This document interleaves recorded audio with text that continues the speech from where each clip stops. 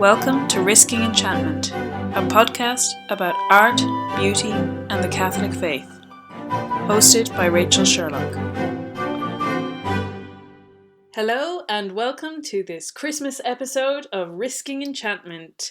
Joining me is Phoebe Watson. Merry Christmas! It's such a joy to have Phoebe here, and I'm excited to be here. I discussed recording this episode with a couple of different people, but it turns out the only person who is possibly around in the run-up to Christmas is the person who lives with you, and you can apparently drag in to record a podcast kind of last minute. I'm very glad to get my say in this one. I know, I think you're actually kind of relieved. Yes.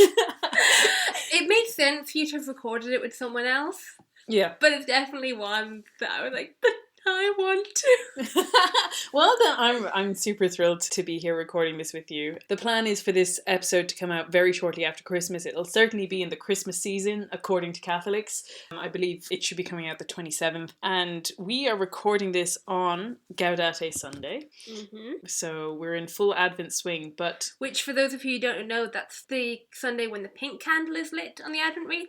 And it's the Sunday in Advent for rejoicing, which means that it's the ideal day in Advent for us to record a Christmas podcast all about carols. And we decided to pick the topic of carols for this podcast just because I think there's such a unique part of the Christmas liturgical experience. And obviously there are hymns and there are musical settings for all kinds of different events in the liturgical calendar, and I'm hoping to go see some of the Passion Masses that are set to music for Good Friday this coming year. But I don't think there's any other time in the calendar that's so associated with music. Yeah, I think it's become so caught up with Christmas even to the full secular world. Yeah. Like, if you think of any Christmas movie, you always have carols somewhere, mm-hmm.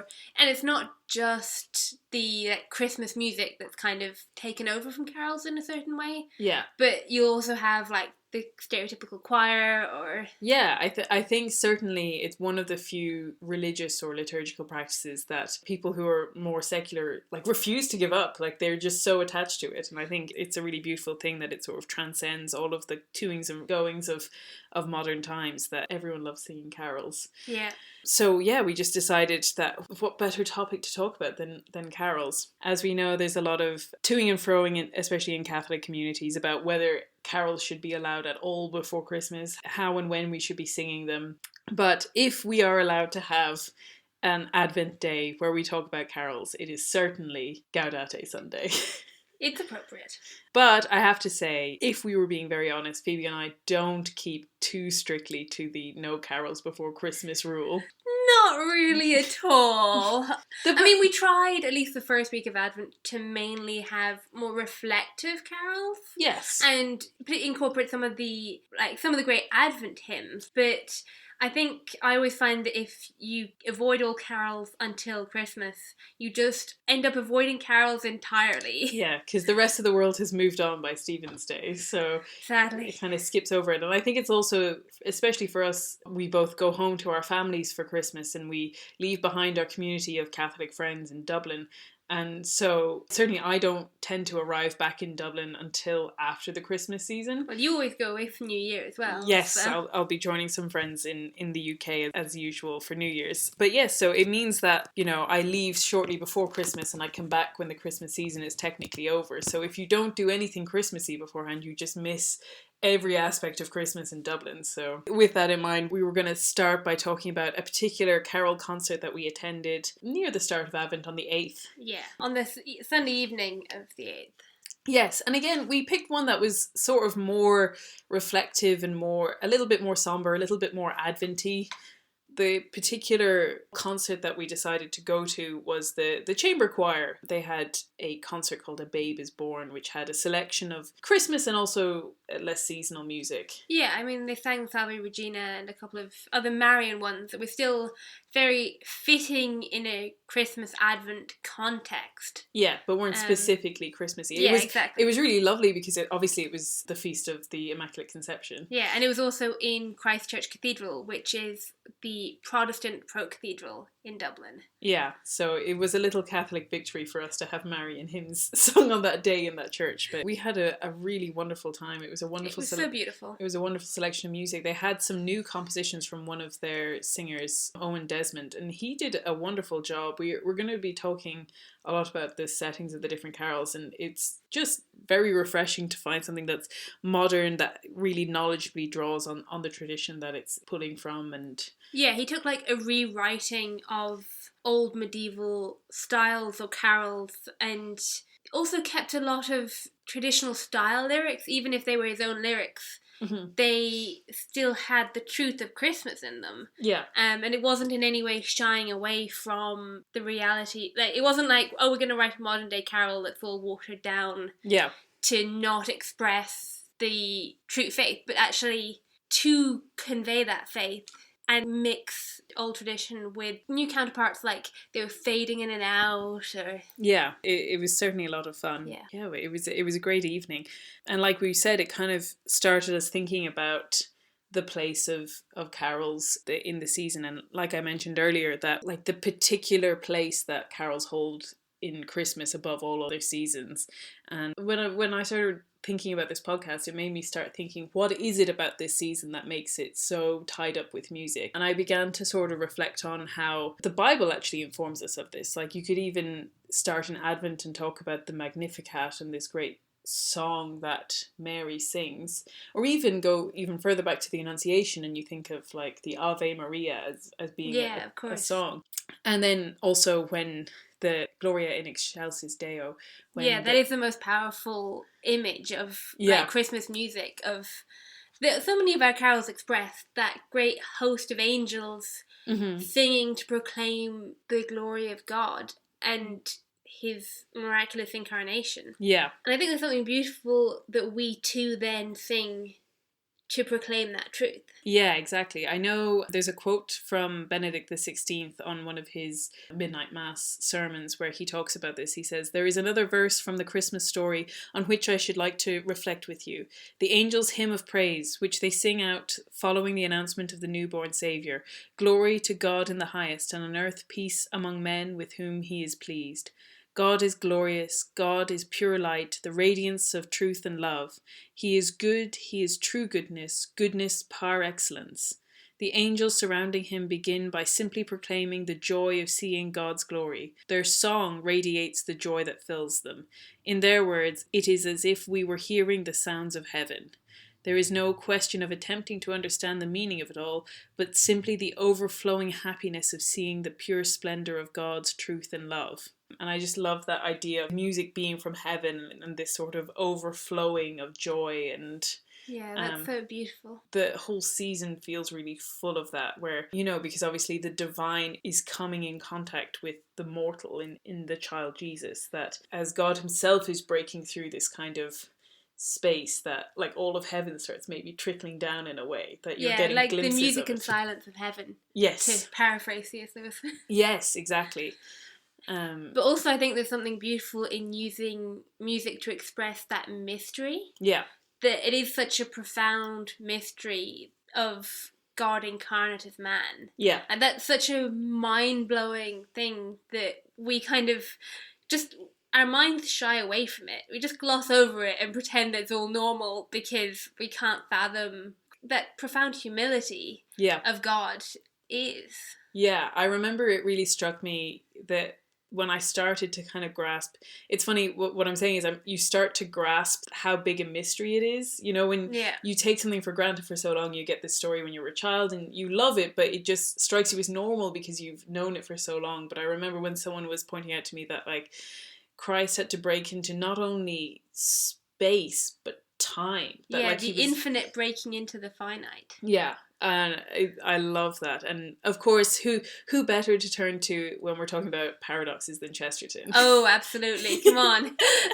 So this is in his, I think it's called A Christmas Ballad. He has a collection of essays and poems, and it's a book called Spirit of Christmas. But it says, "It is in the old Christmas carols the carols which date from the Middle Ages, that we find not only what makes Christmas poetic and soothing and stately, but first and foremost what makes Christmas exciting.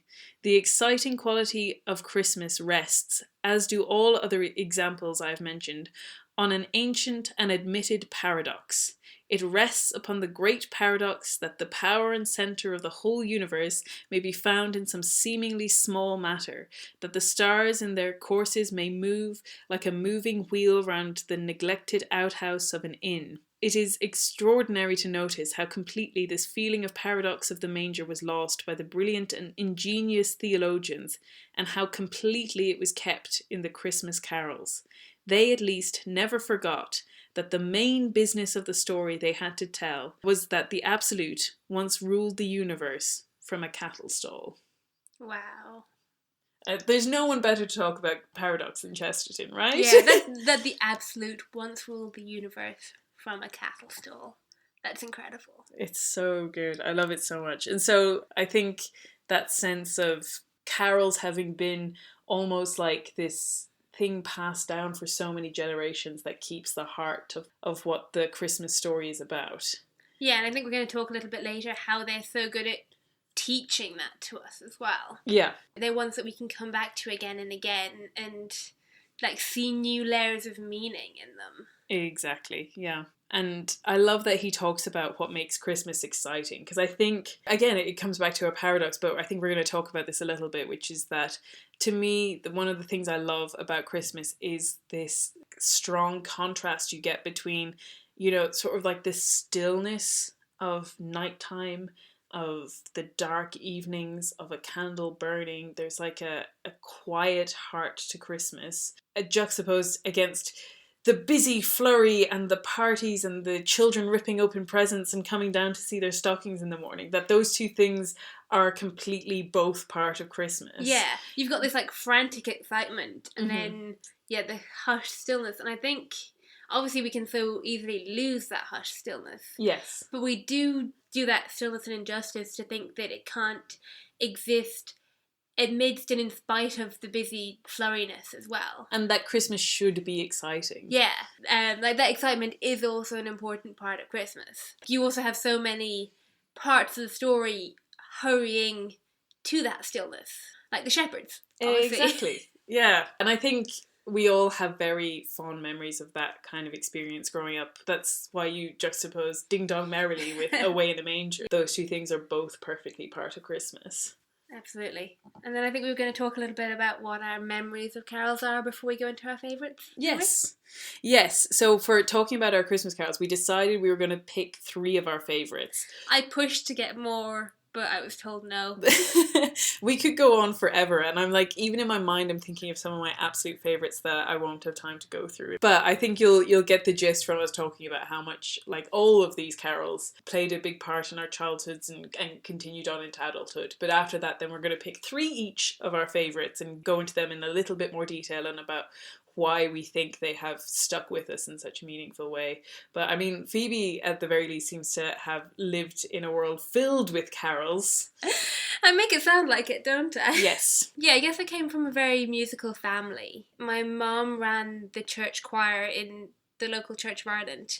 So part of like that preparation for Christmas was her bringing all us 3 kids along to join that choir. Like, it was a choir that only came together at Christmas.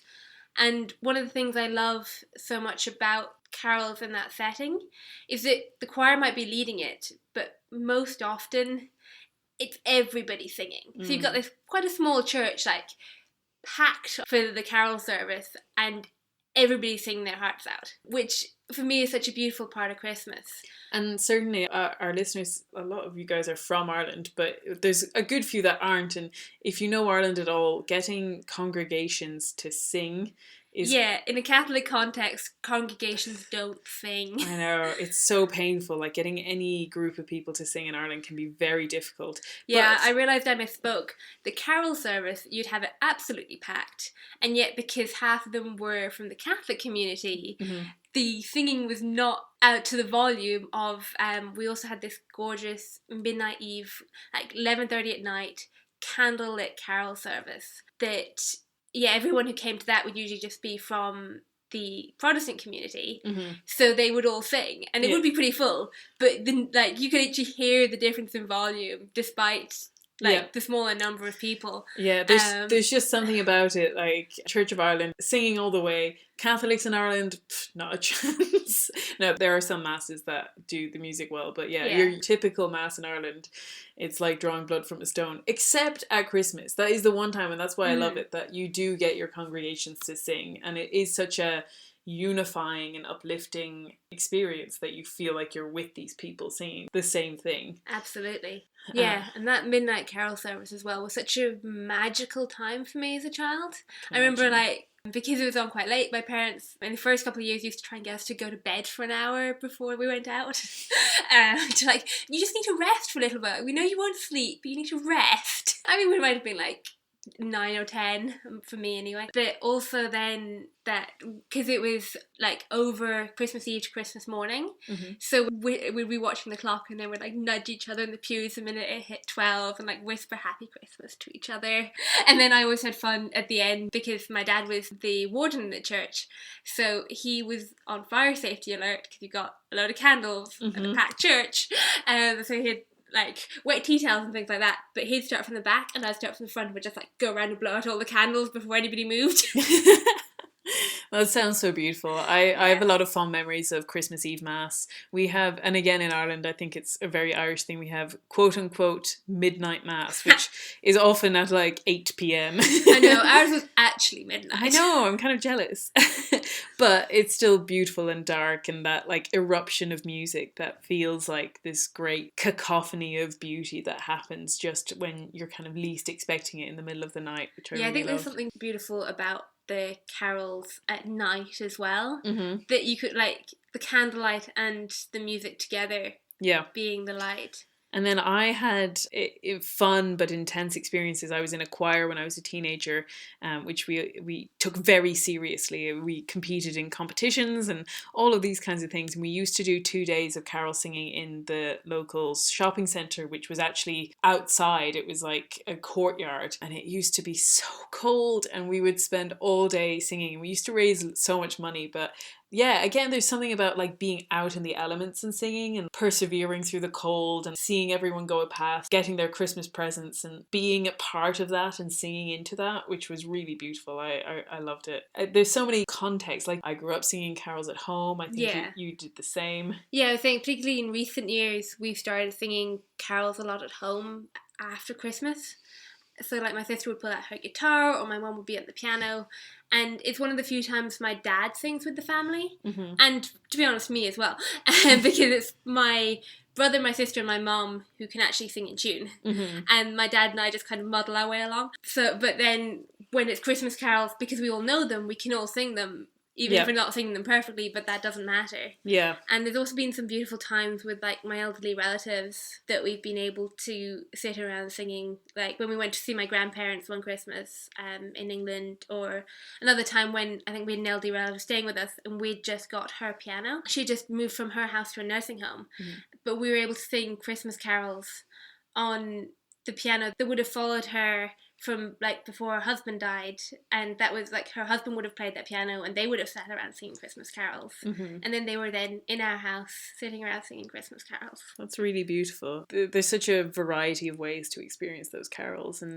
but in terms of like specific memories, I think that actually maybe leads us into the first of my selected 3 carols, which is In the Bleak Midwinter. And I referenced this anecdote actually, I believe, in our first ever episode of Risking Enchantment, all of like over a year ago now. Oh wow. Yeah, I remember that actually. The Advent one that we recorded as well. I think it was in the very first one, because yeah, it probably was. Because we were talking about our favourite like experiences of being in churches.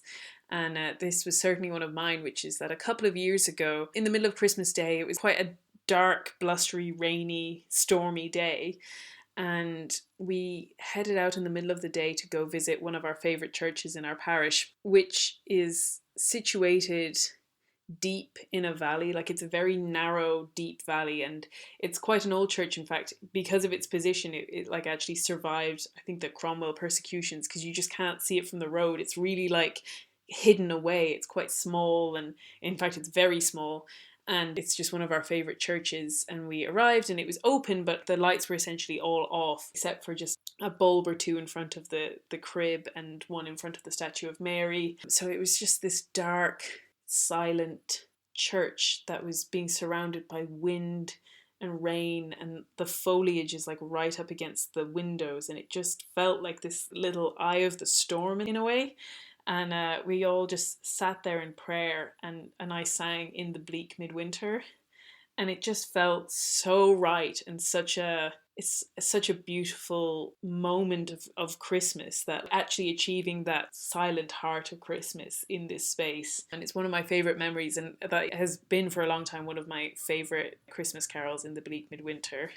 So I was going to talk a little bit about that one. Are you going to start by reading it to us? Yes, of course. Yeah, I shall read it out. I think it's a relatively popular carol, especially in this part of the world, but it's worth refreshing our memories.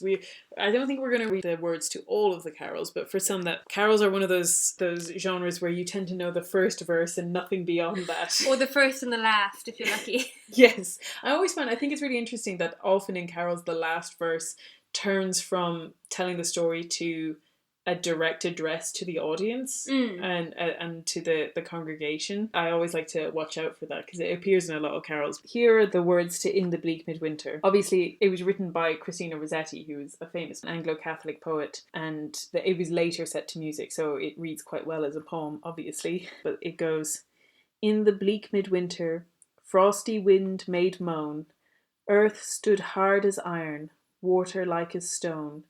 Snow had fallen, snow on snow, snow on snow, in the bleak midwinter long ago. Our God, heaven cannot hold him, nor earth sustain. Heaven and earth shall flee away when he comes to reign. In the bleak midwinter a stable place sufficed, the Lord God Almighty, Jesus Christ. Enough for him whom cherubim worship night and day, a breastful of milk and a manger full of hay. Enough for him whom angels fall down before, the ox and ass and camel which adore. Angels and archangels may have gathered there, cherubim and seraphim thronged the air, but only his mother in her maiden bliss worshipped the beloved with a kiss. What can I give him, poor as I am? If I were a shepherd, I would bring a lamb. If I were a wise man, I would do my part. Yet what can I give him? I give him my heart. That's so beautiful. I almost cried. It's so wonderful. There's two musical settings. There's Gustav Holst and Harold Dark, and obviously anything that has two options has a lot of contention around it. Which one is the best? Personally, the one that I grew up with was the Gustav Holst one. And both are beautiful. I do think both are beautiful, but there's something about the Holst one which is more melancholic and more somber, and I guess that's something that I really appreciate in it. I think you'll see maybe a little bit of the theme in the three that I've chosen, in that they don't necessarily quite fit the bill in the way that you would expect. Like there's minor keys, or there's haunting connotations, or just things that aren't just cozy and happy and upbeat. Yeah, I think there's something about that kind of haunting melancholic that really stays with us, particularly at this time. Yes. Because it is so full of that excitement and good cheer, and full of the good things of decorations and beauty, and yet to weave in that kind of somber melancholy is such a powerful contrast. Yeah, and it reminds me, there's a wonderful essay by Hans Urs von Balthasar where he talks about, it's called Into the Dark with God, and it's about the Christmas season. But he talks, he's amazing, but he talks about this kind of unsettling nature of the music of Christmas, or rather the initial music of Christmas, what we discussed with the angels. So he says, and while the angel is speaking thus to these poor frightened people, he is joined by a vast number of others who unite in a Gloria, praising God in heaven's height and announcing the peace of God's goodwill to men on earth. Then we read, the angels went away from them into heaven, In all probability, this singing was very beautiful, and the shepherds were glad to listen. Doubtless they were sorry when the concert was over and the performers disappeared behind heaven's curtain. Probably, however, they were secretly a little relieved when the unwonted light of divine glory and the unwonted sound of heavenly music came to an end, and they found themselves once more in their familiar earthly darkness. They probably felt like shabby beggars who had suddenly been set in a king's audience chamber, among courtiers dressed in magnificent robes, and were glad to slip away unnoticed and take to their heels. But I love that kind of idea that it could be so beautiful, but also so foreign and strange that it's a little bit unsettling. I love that contrast then, that they're taking to their heels to seek the babe in a manger. Yeah. Which for them is a far more familiar setting. Yeah. So for them, they're coming from this heavenly breaking through and like terror to what they know, but what is actually far more mysterious, which is God made man. Well, you and Balthasar are thinking exactly the same way, because that's what the essay goes on to talk about. Of course. But yeah, that this host of angels breaking through is just the beginning. I love that kind of contrast of the melancholic and dark and mysterious and unsettling. Like, I just think when we think of like earth stood hard as iron, water like a stone, like that's not inviting, but it is beautiful in a way that arrests us. Yeah, it is very portraying of that harsh landscape. And I think that's also very important for us to remember, like when we talk about Christ coming at winter, it's into that harshness, and I can't remember which carol it is now, but it's into the hardness of our hearts. Yeah. And into the winter of our lives that he comes. I think, and obviously there are countless wonderful explorations of whether, like, was Christ born in like a correlatory December on the 25th, and whether that's, and you know, there's plenty of really interesting cases for and against, and all of those things, but in its simplest terms, I think it just comes back to what is most fitting, and of course Christ operates in the way that's most fitting. And so whether it's kind of strictly true in practical terms, there is something so unbelievably fitting about conceptualizing Christ coming into our lives in the middle of winter. Yeah, and at the winter, just after the winter solstice as well. Yes. So and how there's that sense of time, yeah. When we celebrate the birth of John the Baptist in the middle of the summer. That's beautiful. And then he grows less and less until Christ comes and he gets greater and greater. There's that wonderful cycle of the year that just makes so much sense. And I must decrease so that he may increase. Exactly. And that regardless of where you are in the world, like, you know, there'll be all kinds of people celebrating Christmas in, you know, Algeria or LA or Australia. And obviously the sort of the European style of Christmas with its fir trees and its snow is not necessarily applicable. And my first memory of a Christmas tree, I'm sure I'd seen them before because I knew what it was, but my first like striking memory of one is of a hotel on the coast of Tanzania in Dar es Salaam. Where they just had this giant Christmas tree in the like main hallway. Yeah, there we go. There you go. But I think it does make so much sense to conceptualize this period as like dark and snowy. Absolutely. And you were saying about like laying the ground in white so that to kind of start anew with this new era of human existence. Yeah, the snow in a way, like you've got the cold harshness of it, but also, I can't remember where I read this again, but it was about the world dressing herself in virginal white for the coming of Christ. Yeah. That in a way of preparation, the world is made like white and fresh and clean. Beautiful. For Christ to come. And then obviously, because that's just the first verse of the hymn, it then goes on to talk about this paradox that we've been talking about, how heaven comes down to earth and that, you know, heaven cannot hold him nor earth sustain. But that's so powerful actually, because you're talking about him having like a breast full of milk, but earth cannot sustain him, he sustains earth. Yeah. But also that he comes to us at our worst, at the darkest, at the bleakest, that like that's the moment when he comes is when world is most inhospitable in a way, and that the whole effort of Christmas is to battle against that sense of darkness and that sense of lack of hospitality and make it the most hospitable time of the year. Yeah, absolutely. I come back to the T.S. Eliot poem where he does this very cleverly, where it's the journey of the Magi, and he's talking about the wise men coming, but he makes it, he combines it with like a snow and, you know, wintry feel to it, even though like even our own depictions of Bethlehem are usually not kind of snow covered. But he says, Yeah. a cold coming we had of it, just the worst time of the year for a journey, and such a long journey, the ways deep and the weather sharp, the very dead of winter, and the camels galled, sore-footed, refractory, lying down in the melting snow. There were times we regretted the summer palaces on slopes, the terraces, and the silken girls bringing sherbet. That, like, the ease of life in the summer is what we have to leave and then go into this earth hard as iron. It's such a wonderful time for reflection, and I love how beautiful the paradoxes are at Christmas. Yeah, Christmas is definitely a time of paradox. Which brings us on nicely to my first one, Yes. which is also melancholic one, and it's one that I grew up with as a Christmas carol. Mm-hmm. But in the Catholic Church, it's actually more of a Eucharistic hymn.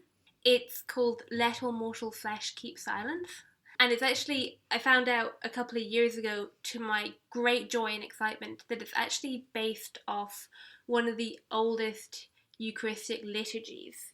I'll just pull out the reference. Yeah, it's based on one of the ancient liturgies of, I think, the Liturgy of St. James, that speaks about Christ incarnate both in Bethlehem, but also in the Eucharist, in the sacrifice of each Mass. And for me, it's such a profound time to meditate on those two together. Yeah. Because of the extreme humility of God becoming man and also then becoming bread. Yes. So, as it's not a very well-known one, I'm going to give you the words. Let all mortal flesh keep silence, and with fear and trembling stand. Ponder nothing earthly minded, for with blessing in his hand, Christ our God to earth descendeth, our full homage to demand. King of kings, yet born of Mary, as of old on earth he stood, Lord of lords in human vesture, in the body and the blood. He will give to all the faithful his own self for heavenly food. Rank on rank the hosts of heaven spreads their vanguard on the wing, as the Lord of lords descendeth from the realm of endless day, and the powers of hell shall vanish, as the darkness flees away. At his feet the six-winged seraph, cherubim with sleepless eyes, veil their faces to the presence, as with ceaseless voice they cry, Alleluia, Alleluia, Alleluia, Lord Most High. It's so beautiful. It's not one that I would have known a lot growing up, but yeah, there's such a sort of high drama to it in terms of like a spiritual context. Yeah, I love the context of the angels particularly, because I think we see them a lot as like that choir, but here you've got them as this great army escorting the Lord down, Mm-hmm. and that great triumph as well of this is the start of the triumph of God over evil, and yet that starts in a stable. Yeah. Or even, I mean, it starts even earlier with the fiat, but this culmination of Christ made man is here in a stable. Yeah. So yeah, I just love that juxtaposition, and it's also it's in a melancholy key, so it's very somber, and yet it's got that beautiful grandeur. Yeah, it's quite stately. Yeah, and it's also because it's one that obviously I said it's one of my favorite carols from a teenager. So I knew it as celebrating the incarnation, and then to become a Catholic and to come to transubstantiation, and then whenever I first heard it as a Eucharistic hymn, to put those together, and it's become one that I love to say during the consecration to myself as a reminder of that great stately presence of God made manifest here and now, and particularly for me it like juxtaposes with the holy, holy, holy, that you've got that, like, that we're caught up to that heavenly liturgy as well. Yeah. And then that demand for silence, that demand for respect and awe. Yeah, no, that's beautiful. I think it sort of pairs very well with my second choice, which is God Rest You Merry Gentlemen, because we were talking about that sense of like high stakes. And what I love about God Rest You Merry Gentlemen is how dramatic it makes the Christmas story. I think I'll read out the lyrics to this one as well, just because again it's one of those ones where I feel like the first verse is quite well known, but not necessarily the following ones. Obviously, I'll only say the line from the refrain once. You don't need to hear me say it three times. God rest you, merry gentlemen, let nothing you dismay, for Jesus Christ our Saviour was born upon this day, to save us all from Satan's power when we were gone astray. O tidings of comfort and joy! In Bethlehem in Israel the blessed babe was born, and laid within a manger upon this blessed morn, the which his mother Mary did nothing take in scorn. O tidings of comfort and joy! From God our heavenly Father a blessed angel came, and unto certain shepherds brought tidings of the same, how that in Bethlehem was born the Son of God by name. O tidings of comfort and joy! Fear not then, said the angel, let nothing you affright, this day is born a Saviour of a pure virgin bright, to free all those who trust in him from Satan's power and might. O tidings of comfort and joy! The shepherd at those tidings rejoiced much in mind, and left their flocks a-feeding in tempest, storm, and wind, and went to Bethlehem straightway, this blessed babe to find. O tidings of comfort and joy! And when to Bethlehem they came, whereat this infant lay, they found him in a manger, where oxen feed on hay. His mother Mary kneeling, unto the Lord did pray. O tidings of comfort and joy! Now to the Lord sing praises, all you within this place, and with true love and brotherhood each other now embrace. This holy tide of Christmas all anger should efface. O tidings of comfort and joy! It's so rare to hear the full thing. I know, which is such a shame. I know. It's so beautiful. And I think, like I was saying, I just find it so appealing because I feel like it's one of the few times you really hear anyone acknowledge Satan as a real force and as someone that we need to be saved from. And I think what's so moving to me about it is that reassurance that nothing you dismay, but in a way that sort of implies that maybe you should feel dismay, that like God is saving us from something, that it's not just that we were getting along merrily on our way and then this is sort of like an added bonus of grace, that we were really in the clutches of evil and that we were rescued from it, you know? Yeah, there's a great sense of that drama there, like the drama of salvation. Yes, and the fact that it's this kind of rolling rhythmic song that's quite upbeat in the sense of being like having that strong beat to it, but it's in a minor key, so then it feels like even the fact that like the words "oh tidings of comfort and joy" are sung in this like slightly dissonant way, and that it's in this minor key, you know, that there's that wonderful sense of that we have been saved from this darkness, and like you were saying with the host of angels, that there's this great drama that's happening, and it's all like beaming down into this one little stable, and it's so wonderful. And I think the fact that, like I said, it sort of implies that this is something that we should take great comfort in at the very same time that it's reminding us what's at stake. Yeah, and I think it's interesting because it probably, when it was written, Mm-hmm. it was probably more at a time when people had more regular reminders of what was at stake. Yeah. And now in our like comfortable, happy world, we need that unsettling reminder that everything is not okay without God. Yeah. That we have been saved from eternal damnation to start with, but also in this world as well, that we have such a great source of comfort in the Lord and in the incarnation. Yeah, and that it shows the power of carols to teach us about our faith. And like that quote that we had from Chesterton earlier, which was about how the carols pass down the true message of the faith, even when the theologians kind of lost it. In one of the articles that I was reading in preparation for this, I came across a quote in a book called The Ministry of Catechizing, which originally appeared in French in 1868. and was later translated. The famous Bishop Felix Dunaloop recalled memories of his first communion, and he says, "We were delighted with the hymns. We sung them with all our heart, and gradually, by the sweetness or the energy of the singing, the thoughts and maxims of the faith were grafted in our souls. To say the truth, it was the life of the catechism. Without the hymns, it would all have been very cold. For me, it was the hymns more than anything which converted me and bound me forever to religion."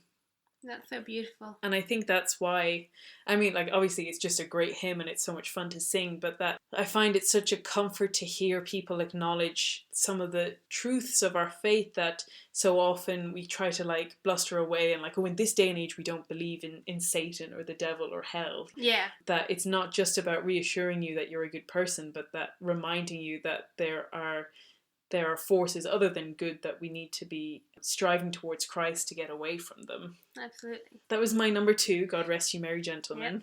And then on the topic of teaching carols, Mm-hmm. I'm going to slightly disobey my instructions and talk about 2 carols rather than 1, but they're very related. And the carol that most people would know from this is We Three Kings, which is obviously, first and foremost, a teaching carol of the story of the adventure of the 3 kings coming to Bethlehem, and also a teaching story in the gifts and what they mean. It's one that came back to me very profoundly in recent years as well. So you've got gold, frankincense and myrrh, and obviously the song goes on to talk about how it's gold to crown him as king, frankincense to honour him as God, and myrrh for his death, for his sacrifice. And the last verse is, glorious now, behold him arise, king and God and sacrifice. So that kind of threesome is actually so integral to our faith, that he is the king who makes the sacrifice on behalf of all of us, that he is God and therefore able to make the sacrifice to God, and he is the sacrifice himself, that God is providing the lamb. Yeah. So you've got that really powerful teaching message and linked to the death of Christ, which I think is so important at Christmas. I'm reading a book at the moment that has a set of like reflections in Advent, and it reflects on Christ coming into the world and taking up the sins of the world as he comes in, and then carrying them for his life, like carrying that weight, knowing every hour that he is going to the cross. The sacrifice of Christ is not just on the cross at Calvary, but his entire life on earth, which I think is such a profound thing for us to meditate on and to incorporate into our own lives. I also love We Three Kings. It was certainly, I think when I was a child, it was definitely one of my favourites. But I love how even within the Kings you have that sense of paradox. Yeah, and you've got this great adventure that they're following a star. And we could, like we were saying, of things that you forget at Christmas. You forget how mind-blowing it is that God is born as man. We forget how mind-blowing it is that 3 really powerful men went, oh, there's a new star. We should go on an epic journey. Yeah. And follow that star. Yeah, and that there's this whole upheaval of all of the expectations. One of the Christmas gifts that I organised this year, which I have to say was a real pleasure. It was quite intense. There was a lot of work to do with it, but I collected some of my favourite Christmas readings and had them printed up in a little booklet. It's really, really, really beautiful. I'm quite proud of it, to pat myself on the back. But one of the readings that I have in it is A Letter About Christmas by Ronald Knox, which is sort of a rebuff to someone. He published it in a newspaper, but one of his, I believe his parishioner, came up to him sort of grumbling about how Christmas upsets everything and they just want to get back to normal. And he sort of writes this lengthy rebuff of the idea that they should be upset about Christmas turning everything topsy-turvy.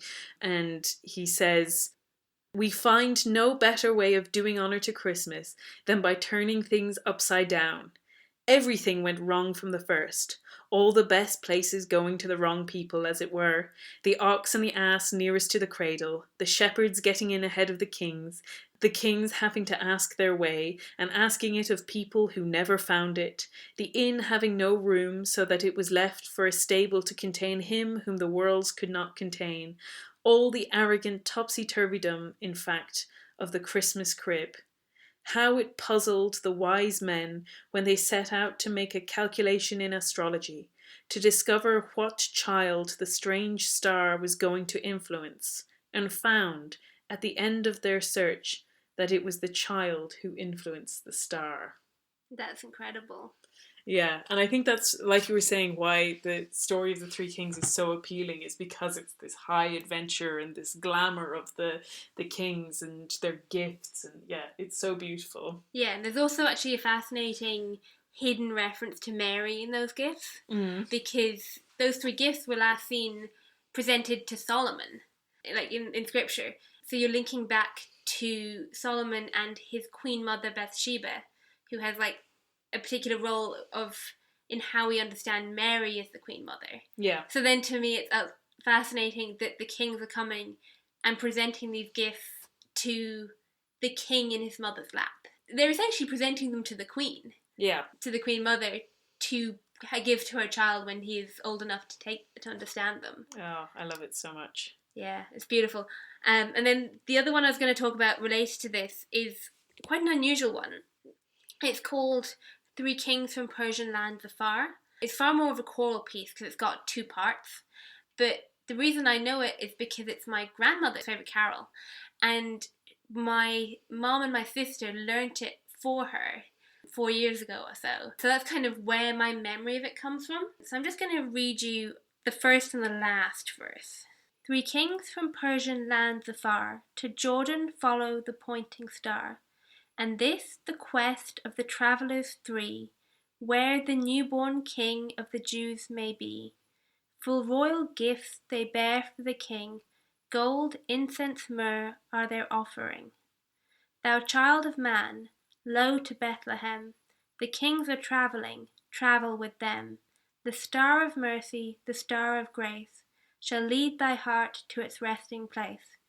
Gold, incense, myrrh thou canst not bring, offer thy heart to the infant king. I think it's such a powerful reminder also of the journey that we're on to travel with the kings. And also, obviously, you've got the either Christ or Mary as the morning star, or Mary, star of the sea. Mm-hmm. That calling through her to Christ. Yeah, is beautiful. And then the reminder of what we're all called to give as well, which I think it appears quite frequently in Christmas carols, but it's still so important that we're, I guess, giving all these gifts and like passing them around, but really what we're giving underneath that to everyone, and most importantly to Christ, is love. Beautiful. That actually leads on really well to my final hymn or carol that I've chosen, which is Good King Wenceslas, which I think is like famous enough. I don't think I need to read that one out loud. But I love Good King Wenceslas. It's such a great hymn. I think one of the things that's so appealing, a bit like God Rest You Merry Gentlemen, is just that like strong marching beat to it. It does feel like the ideal carol to be singing when you're out tramping the roads, going from house to house to sing. And you know, the fact that it's about walking outside and going on a journey outside. Yeah. And like helping others, not just helping like the person they're going to bring the gifts to, but also it says like it tells the page to walk in his footsteps. Yeah. And how we can gain strength from walking with others. Yeah. Yeah, well, the thing I was kind of reflecting on is that obviously Good King Wenceslas is one of those few Christmas carols that has nothing to do with the Nativity story, essentially, but is the life of a saint. But what's nice about it is how it demonstrates what Christmas is supposed to teach us, and like the lived reality of being Christmas person, in the sense of like carrying the message of Christmas. And I think it's particularly moving because it's the example of a good king, and we've got the Christ the King coming, and now this example of an earthly king following in his footsteps, and then having that kind of motif of like literally following in the footsteps. That's really cool. And that beautiful idea of like stepping in your footsteps and having the warmth and the reassurance come from that. And it's quite funny, Phoebe has this wonderful book called Once More with Feelings, which is a book of classic hymns and carols, and it does like a little reflection before each of the carols, and I burst out laughing when I read the one for Good King Wenceslas, because it sort of points out a strange inconsistency in the story. It says, Nobody has ever understood why Neil, the composer of the carol, makes Wenceslaus feel impelled to take pine logs to a peasant who already lives next to a forest. And he goes on to say it's not clear what significance should be ascribed to the footprint in the snow mentioned in the last verse. But, like I said, I think that there's a strong tradition of receiving graces through the saints, and that he was this living saint. Even his physical presence would bring comfort to those around him. And is now a venerated saint, obviously. I've been to his burial place in Prague. Wonderful. I was actually reading when Pope Benedict XVI visited there, he did a sermon about King Wenceslaus, and he praised him for being a rare ruler who had the courage to prefer the kingdom of heaven to the enticement of worldly power. Incredible. And it's quite funny because the song itself is based on a 13th century Nordic hymn, which is actually about spring. It's called The Time is Near for Flowering, Tempus Adest Floridum. But then to transpose that into the middle of winter, in some ways I think the fact that it doesn't really match up kind of works well for Christmas, but they slow it right down and then you get that like plodding through the snow sense of Good King Wenceslas. I think it's wonderful, and I think, like I said, it's so nice to see the example that Christmas shows us of how to live, and that too can be commemorated in a carol. Yeah, absolutely. I guess mine's kind of similar in a way in that it's, while it is on the Nativity, it is also a like more local setting. It's called Bring a Torch, Jeanette, Isabella, and it's about this girl in a village being called to run to the stable, and she's been called by Mary to come and visit the little baby Jesus. And it's got this like wonderful silence woven into it. Like it's like, hush, the baby is sleeping. Yeah. And yet she's also been called to run. Yeah, that combination of speed and quiet. Yeah, absolutely. Like you said at the start of the episode where you were saying, it's like we're all rushing to this silent moment. Yeah. Which is so beautiful and so intrinsically Christmas. Yeah, it's one of the French carols. And actually, again, like talking of a family reference, I learnt this one with my sister when we were like picking out Christmas carols from a hymn book and teaching them to ourselves. So it's got that kind of like evocative memory of sisters singing it. Yeah. But then like that idea of coming to the cradle of Christ is such a powerful one. And I think one that we lose very easily, despite that being what Christmas is all about. And that sense of community it has in it, like Christ is here, tell the folk of the village. Exactly, that yeah. like everyone in this surrounding is all kind of coming to behold the Christ child in his cradle. Yeah, I love that it's not set in Bethlehem. It's that Christ is here for all of us. That we're all being called to go. Yeah. That you can't go, oh, it's too far away. It's supposed to be so close that you can grab a torch and run to it. Yeah, beautiful. Yeah, so I believe those are our three favourite. I say favourite, it's so hard. I'm even thinking the one that's really sticking out in my mind is who doesn't love O Come All You Faithful? I know, it's got everything. It's got like the summons and the triumph and the beautiful descant. It's beautiful. And then there's all the other ones, like the personal, like I know my godson Gabriel, it always reminds me now of the song of the angel Gabriel. I love that one. I've always loved that one anyway. And or even like the really kind of like I guess basic ones like Hark the Herald. Yeah, or I love It Came Upon a Midnight Clear. Or Once in Royal David City. Oh, great. They're all just so wonderful. You really could kind of pick them out for eternity. We could just keep going and going. But I suppose we all better get back to Christmas and celebrating it ourselves and even singing these carols ourselves. Exactly. So we'll finish it up there. We'll just round off with our usual. What are you enjoying at the moment, Phoebe? Well, I picked two things. The first one I'm enjoying is a present that I got given yesterday. And it was appropriate for me to open it because it was in a gift bag, it wasn't wrapped, so I haven't broken any Christmas rules. But it was a beautiful miniature animal doll. of a Christmas mouse in like a red dress with a red coat that Maria Connolly, who has also been part of this podcast, made for me. And it's just, it's such an incredible gift and so beautiful. She's so talented. She made me a Reaper cheap of the same kind. I think we both almost cried. I genuinely came so close. She's so talented. So yeah, we have these beautiful like Christmas mice, I guess. Yeah. That we now have. It's so wonderful. Very great. And then the other one, I was at Handel's Messiah a few days ago, which is just such a beautiful reiteration of the entire story of Christ. And it's amazing how much of it comes from Isaiah. Like it's just Old Testament, Old Testament, Old Testament. Then you've got like little bits of the new, and then back to the old again. And it takes you through everything. Like it takes you through birth, death, resurrection, the ascension of Christ, like his glory, and then the church triumphant.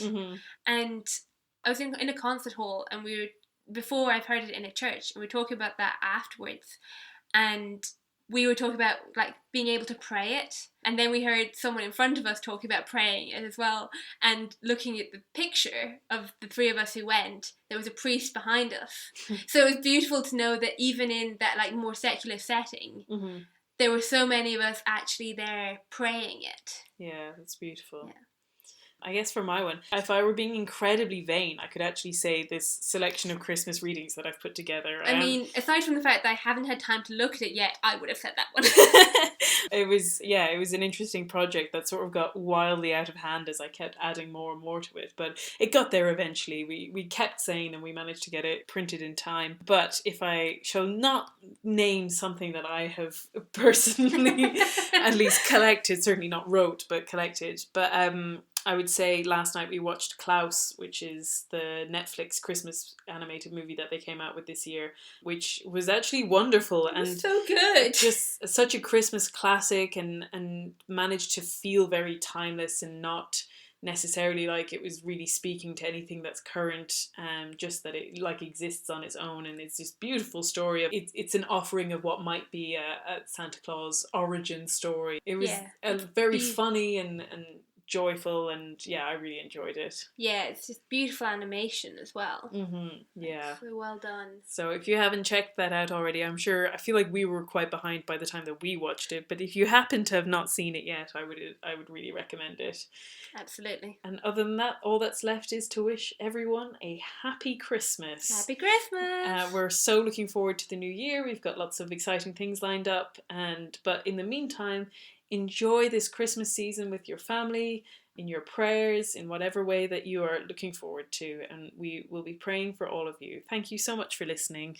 Goodbye. Goodbye.